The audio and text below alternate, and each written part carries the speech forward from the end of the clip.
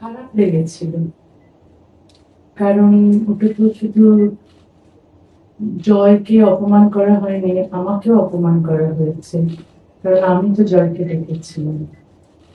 আর আমি আমার যে ভাষণ ছিল সেখানে তো আমি বাক স্বাধীনতার কথাই বলেছিলাম, যে আমাদের ভিন্ন মত থাকতে পারে, কিন্তু সবাইকে কথা বলতে দিতে হবে, কারো কথা বন্ধ করে দেওয়া ঠিক নয়। হ্যাঁ, আমি তো ঠিক যে কথাটাই বলেছিলাম। যারা আমার কথা পছন্দ করেছিলেন তাদের মধ্যেই কি তারা ছিলেন যারা জয় গোস্বামীকে মঞ্চে উঠতে দেননি? তাহলে তো দুরকম হয়ে গেল না? একদিকে একজন যখন মত প্রকাশের অধিকারের পক্ষে বলছে তখন তোমরা তাকে সমর্থন করছো, কিন্তু মত প্রকাশের অধিকারের জন্য যখন বাস্তবে তিনি আরেকজন কবিকে ডাকছেন, তুমি তখন তার কথা শুনতে চাইছো না। তাহলে তো আমার তো খারাপ লাগবে, আমার লেগেছে, এবং আশা করি এইরকম অবস্থা আর হবে না, কারণ কলকাতা প্রগতিশীলদের শহর। এখানে সবাই বাক স্বাধীনতা এবং মত প্রকাশের অধিকারে বিশ্বাস করেন বলেই আমি বিশ্বাস করতে চাই।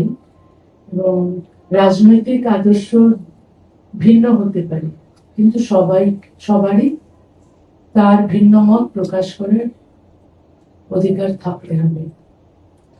অনুষ্ঠান শেষে ঘটনার পর আপনার সঙ্গে কি কথা বলেছিলেন জয় গোস্বামীর সঙ্গে? মানে এই ঘটনা ঘটে গেছে, অনুষ্ঠান শেষের আগেই আপনার বক্তব্য শুনে বেরিয়ে গেছিলেন, আমরা কথা বলেছিলেন না কথা বলছিলেন? আজকে না, কথা হয়নি, কিন্তু আমি কথা বলবো। এটা শুধু মানে আমি আমি আজ বা কাল যাবো তার বাড়িতে কথা বলতে ভেবেছি। আপনি তো তিনটে সরকারকে দেখলেন, সরকার, তৃণমূল সরকার এবং এখন বিজেপি সরকার। এই তিনটে সরকারের মধ্যে আপনার চোখে কি পার্থক্যটা আপনি দেখতে পান? পার্থক্য তো আছে। এক সরকার আমাকে বের করে দিয়েছিলেন, দ্বিতীয় সরকার আমাকে আসতে দেননি, তৃতীয় সরকার আমাকে আসতে দিয়েছেন। তো তিনটে পার্থক্য তো আছে।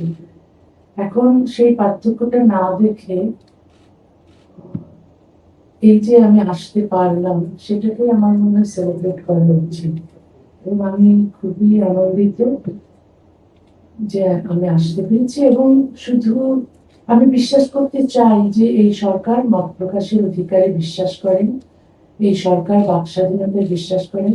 শুধু আমি আসতে পেরেছি,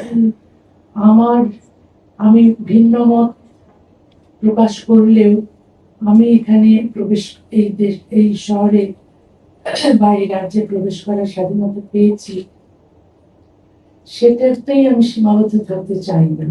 আমি চাই অন্য যাদের ভিন্ন মত আছে তারাও যেন একই রকম স্বাধীনতা উপভোগ করে। আরো ভালো ভালো খবর দেখতে সাবস্ক্রাইব করুন বাংলা হান্টের ইউটিউব চ্যানেল। বাংলা হান্টের আরো খবর দেখতে নজর রাখুন। বাংলা খবর মানেই বাংলা হান্ট।